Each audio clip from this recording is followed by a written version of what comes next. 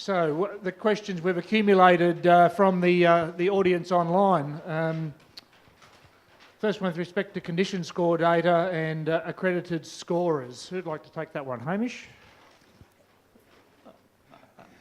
I think as long as people are following the sort of standard lifetime ewe management sort of guidelines and so on for recording condition score, I don't think it should need to be done by accredited scorers. Generally with the lifetime ewe management stuff, people learn really quite quickly and repeatably how to, learn quite quickly how to assess it repeatably. So I think, there's enough evidence there with the current heritabilities and so on of the trait that these guys would have been looking at that I don't think that should be necessary. Did anyone want to add to that? Just one of the things when I was designing the experiment for my PhD that Kim and I discussed was on one day of condition scoring, one person at the site does the scoring, so don't have three people doing the scoring on the same day, that it's one person on one day doing that entire contemporary group. Thank you. So I think the question at the top arose during Sam's presentation. So Sam, would you like to pass a comment on that? It's, I guess, as much of a statement as a question. But... all I can say is yes, and hopefully Richard's seen the interest and will help push it forward. So I think there's definitely need to continue this work, as I threw some questions to you and you threw more questions to me, so they need to be answered, I think, is the answer to that one. And I suppose that follows on. There is merit in having some measurement or data set where we have a strong level of information available on the nutrition faced by the ewes, whether we do a high versus low or a commercial or something like that. But I think at the moment none of the historic data sets have any information available on feeding or pasture availability and that sort of thing, and that's sort of where this area needs information, and at the moment it's lacking, unfortunately. Sam, your work that you'd been doing, if you had more condition scores recorded with that information, you could have probably done a lot more about that sort of issue? Definitely, we can use condition score as an indicator of environment, and especially with the work I did with your data in Sheep Genetics, there is no data at all, so any information is better than none. Now, I've got another question come forward there. It says, Sam, I suspect this was referring to Andrew's... No, it was? It comes into my work. It was in yours. Sorry, Sam. Yeah. If you'd like to think about it for a moment, we could field a question from the floor while Sam gets his head around that. So we'll just go to Darren. I'll just put Joe on the spot. Joe, if I had to go home tomorrow and join some young ewes, what would be 4 take-home points that I should be concentrating on to get as many pregnant as I possibly could?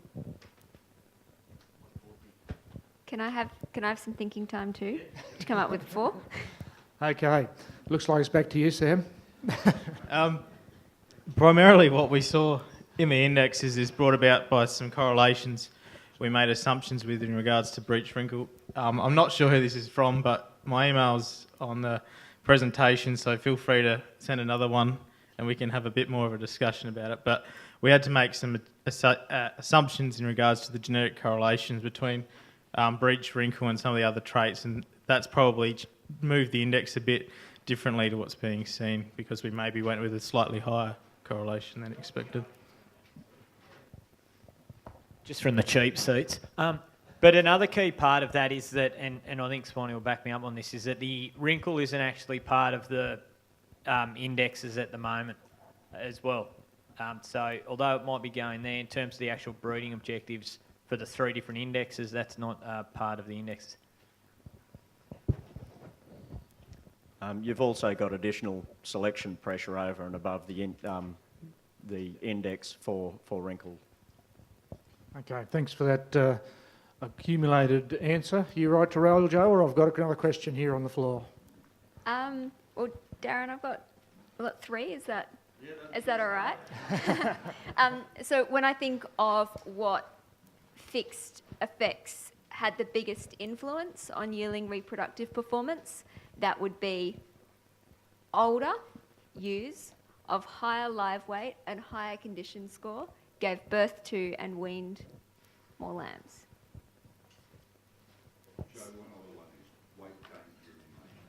And for those of you that didn't hear Don, he said weight gain during mating.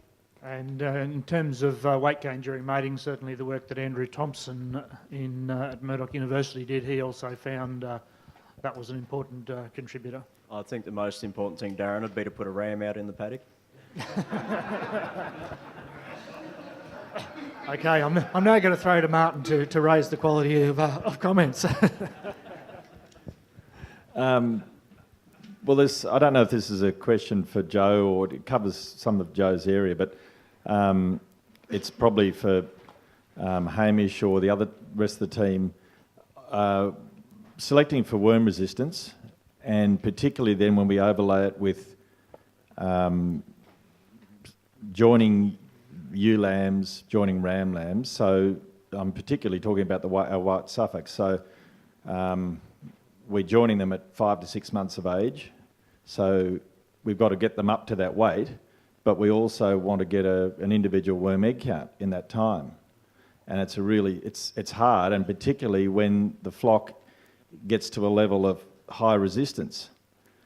So we've got this challenge, real challenge of, as the flock becomes more resistant, then we've somehow got to manufacture enough worm challenge, yet we've still got to grow the sheep to get them to weight to join. And it seems that the genomics is not quite good enough at this stage to rely on, so we're still going to have to do the individual worm egg count. So looking forward, what's the solution there? How do we get the selection? And it's the same for people who are not in high rainfall areas like we are, and they don't live in the worm capital of the world like we do, where they don't have a challenge. So is there something on the horizon that they can use? Look, you're right, Martin. It is a challenge, and as you say, the more effort people put into improving worm resistance, the harder it is for them to get counts high enough to measure the trait. There's not really any one simple answer. I think you've got to keep in mind, I guess, that your ewe portion generally stays together in the same contemporary group for a lot longer than their brothers. So we can get a lot of useful information from the ewe portion of the drop.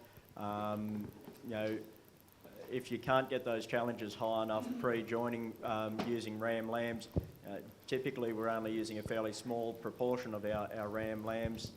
So unfortunately the ones that we'll miss out will be the ones that we're particularly interested in, I guess. But genomics, the use of genomics for worm egg count breeding values, it's not high enough accuracy on its own to get over the reportable threshold, but if we have got other information being used for that flock, and then we have genomics in addition, then we can push individual animals up over reportable thresholds. So if there's some individuals that, for one reason or another, we haven't been able to get samples high enough this year, but most years we can get a measurement in. So we've got a mid-parent value for that animal that has got an accuracy that falls just below the reportable threshold. By having a DNA test as well, we can get enough information to get them over the line. I know it's not the ideal situation. It's probably not the answer you were looking for, but yes, it is a challenge, and it's something that we'll have to keep thinking about. Thanks, Hamish. Over to Barry, please. Yeah, I've got probably more of an observation than a question, but one of the things is, if you look around the room here, most of the people here are pretty keen and involved in Sheep Genetics or Merino Select, and we get some information via MLA through the Feedback magazine and some of the Sheep Genetics newsletters put out, but I don't see anything in AWI information about Merino Select and so on. And I'll just make the observation here today, where's the rural press? I would have thought that, you know, some of the information that's getting out here today should have been reported in the rural press.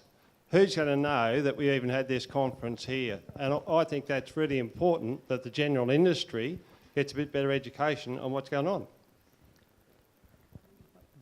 Barry, you're trying to test my media training skills significantly, are you? Or, It is. you know, It is all online there's- for viewing later on too, Barry.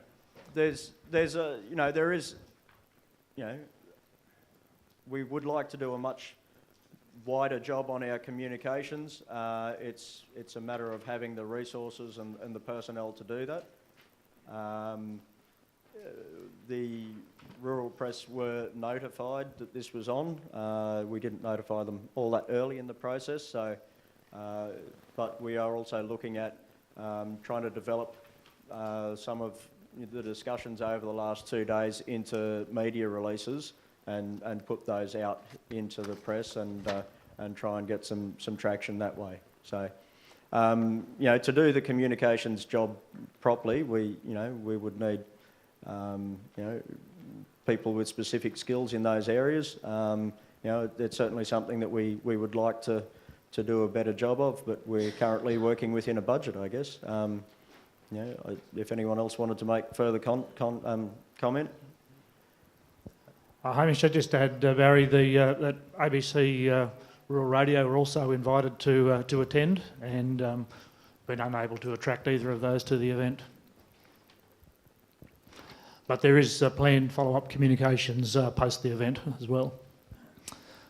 Debbie, over to you, please. My question is to Andrew, just going on from Martin's point about the importance of worm egg counts, certainly in high rainfall areas, whether that trait could be included into the new indexes that you're developing to include eating quality information. Like, I'd like to see WEC in there too. Yeah, so I just started off with the carcass traits to keep things simple at the start, but it's the obvious step that we would include WEC and lambing east, that sort of thing, and extend it to other breeds. So yes. Stefan? Just a comment about condition scoring. Weaning condition score is probably going to be the most relevant one because most people would be separating ewes into condition score categories to feed them, to get them, or feed them appropriately to get them to a condition that's going to ensure a high pregnancy rate. So if you were to use more than just the weaning condition score, you're suddenly going to create heaps and heaps of subgroups through your data set, which could become extremely messy.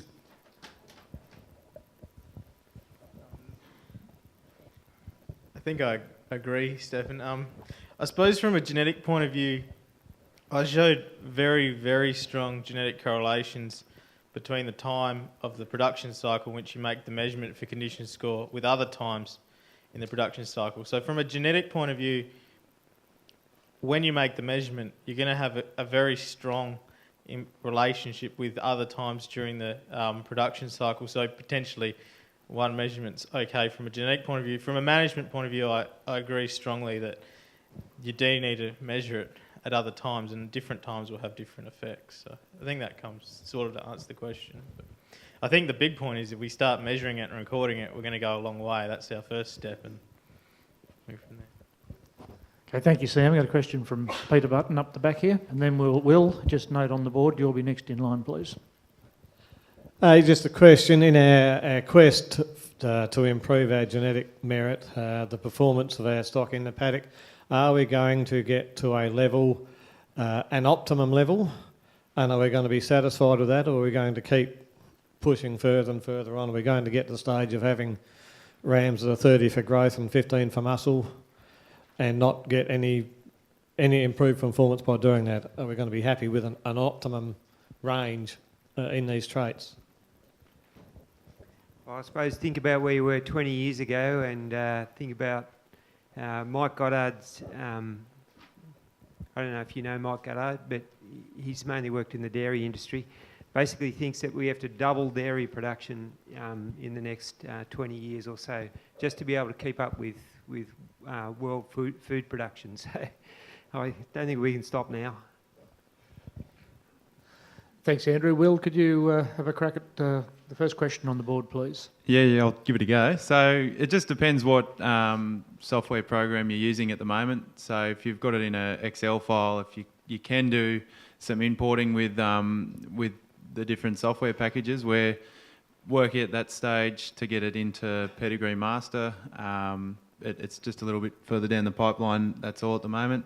But yeah, with certainly if you're going through and putting it in your XR3000 or whatever you might have at scanning time, or if you're doing it through joining, then you can import that. We're building to that stage where you just be able to just slide that straight into Pedigree Master, make it easy and simple.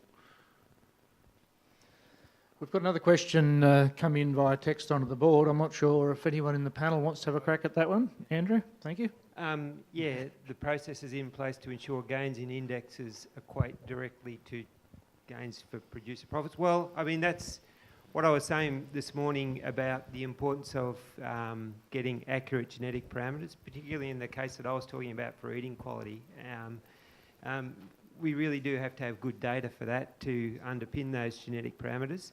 And I just reinforce what Stephen Lee said this morning about Janelle's presentation yesterday, that was just about as good a demonstration that EBVs actually do what they're supposed to do in commercial conditions as you're ever going to get. The important thing was actually the slopes of those lines, that they're basically half of whatever trait unit. And most of them were, well, a few of them were right on a half, and the others are sort of within the range of expectation. You always get a little bit of, or on some of those graphs, there was quite a lot of variation about the line, and that can be partially due to inaccuracy of the breeding values, but most often it's actually just due to environmental variation. I'm not sure how Janelle adjusted for that in the model, but that's usually the cause. So, but apart from that, those results were really good and back up that point there. Thanks, Andrew. Question? Oh yeah, I was going to ask Janelle, can I have that data, please? Because it would be really handy to put into the analysis. It's on the way, Andrew. To Troy Fisher, please. Question for Will about the mating module. So for single-side joining groups, are they entered as, each single-side joining group is entered as a separate group? Have I got that right? That's more about what condition the ewe has been run under. I think Hamish will pull me up if I'm going down the wrong track, but it's more about what you consider that group to be running. So if you, and it's something that we can't do for you, we need you guys to be thinking, looking at the animals you're joining and saying, well, is that you joined in that single sire paddock going to be exposed to a different or an advantageous or disadvantaged condition that the one in the paddock next door might not? Like even if it's next door, one might run out of water for 3 days or something. Like it's just little things that only you guys can enter in, and it's just a process of thinking to yourself, well, is it fair for me to be comparing this ewe with that ewe in the paddock next door? I think anything else, Hamish, I've missed? Yeah, I think Troy, Will did mention in his talk earlier that it's really, it's always how management groups are supposed to be identified, but I think the way the layout is for the mating module stuff makes it all that more important to keep in mind that those groups along the way should reflect the management conditions or groups that those animals have been run in up until that point in time.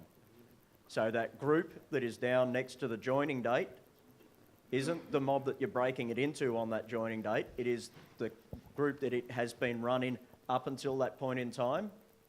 The group that goes against the preg scan record is the group that it has been run in up until that point in time. So yes, you may have split them into single sire joining groups for a short period of time, but then they've been running back together as a mob for the last 6 or 8 weeks.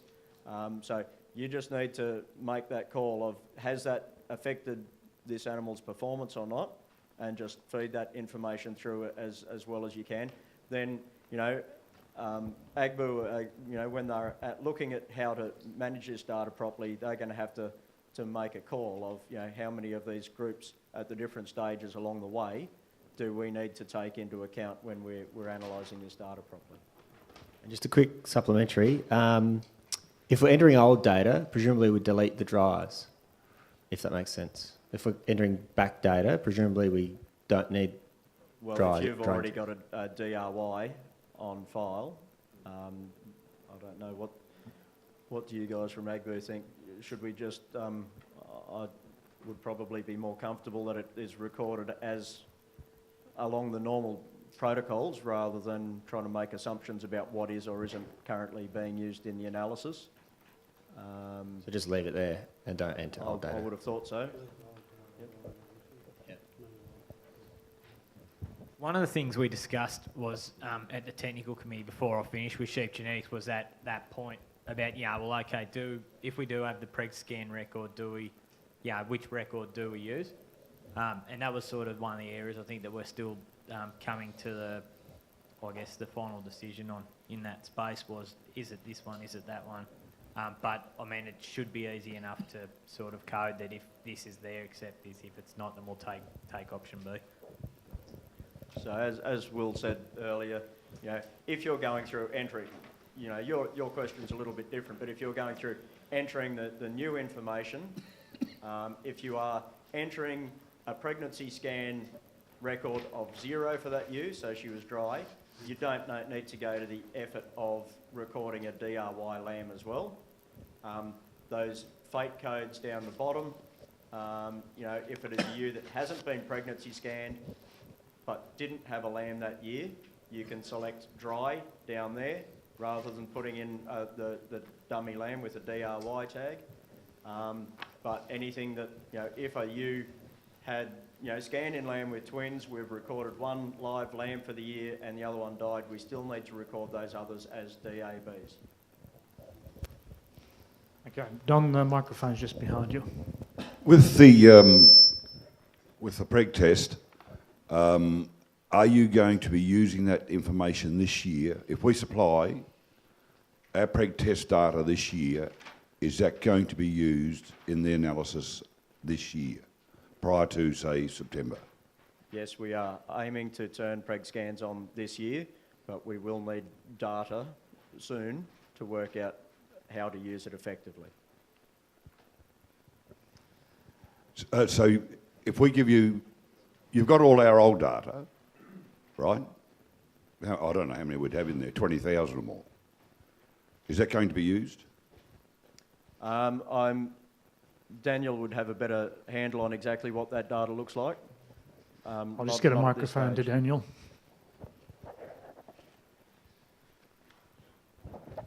Yes, Don, we have that data and we've used it as part of our research, but we're not routinely using that in the analyses because we really need additional information that comes through the mating module to deal with the groupings and the joining dates and the scanning dates. So we want that to come through the mating module so we can make sure we use that properly, which we've been working on, but we don't have enough data yet to test it fully.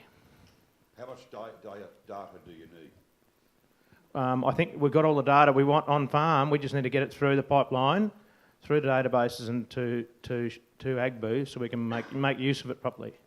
I think there's plenty of data out there, and we definitely know that there's enough data in the system in various ways. It's just not all collated together properly quite yet.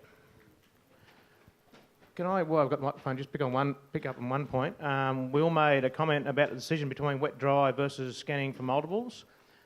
It's important to note at the moment that we won't use wet-dry in this sense for a number of lambs born and weaned. We might be able to use it in the future for fertility, but at the moment we need scanning for multiples to pick up the litter size properly and make use of it in the current reproduction analysis.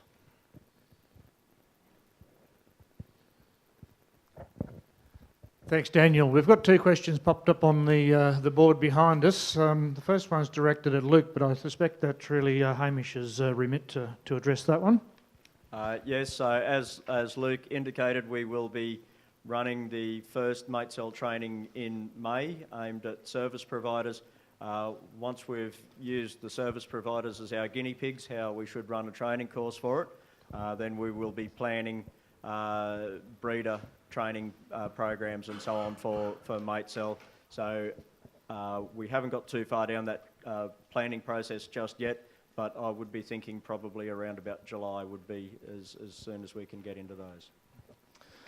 Thanks, Hamish. The next question that's come in from our online viewers is respect to EID reading devices for data capture. I'm not sure that anyone in the panel at the front is appropriate to comment across those range of devices that are available. The CRC do run a course on data management, which would cover that, but I just wonder whether Rob or Andrew would care to comment, given they would deal with a range of devices. So I'm not suggesting we should take this opportunity to plug a single device, but maybe a comment on the options that are available out there rather than a recommendation. Well, I think I can speak for Andrew and myself, and the answer probably is to not use Pedigree Master.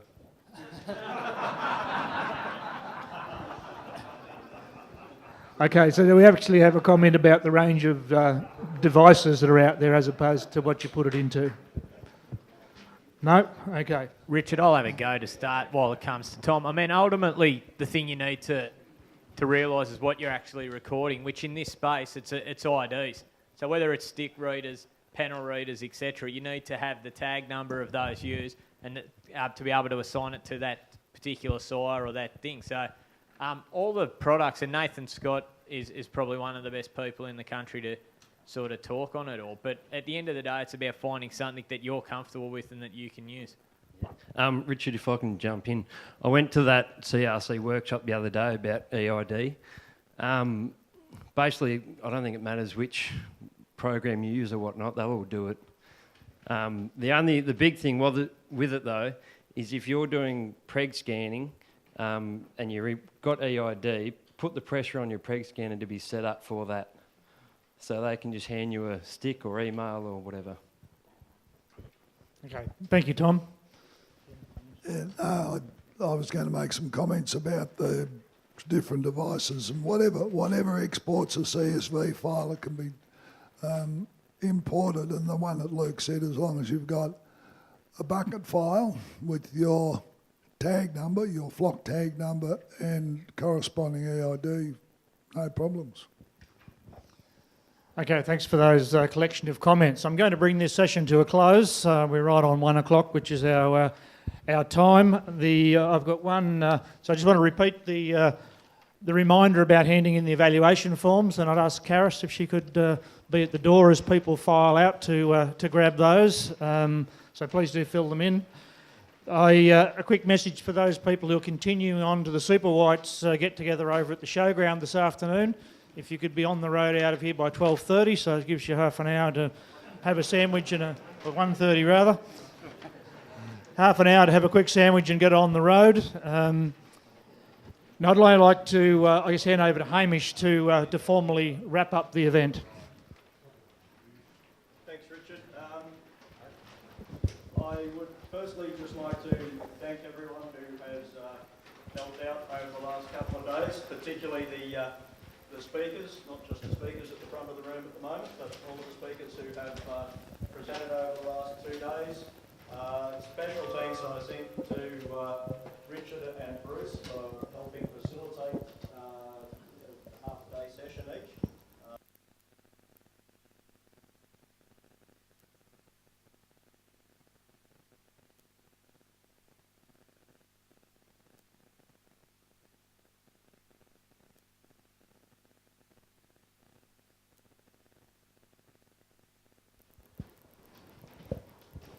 I'll thank the sound guys again for turning the microphone back on properly. Thank you very much to them, and also thank you for Ian for bailing me out of serious trouble last night. It was going to be a very quiet dinner. And lastly, thank you to all of you guys for turning up and helping make this a successful event for us. I'm quite pleased the way things have panned out for the last 2 days. And I hope you guys have all got something really good out of it. Not sure whose fault that was.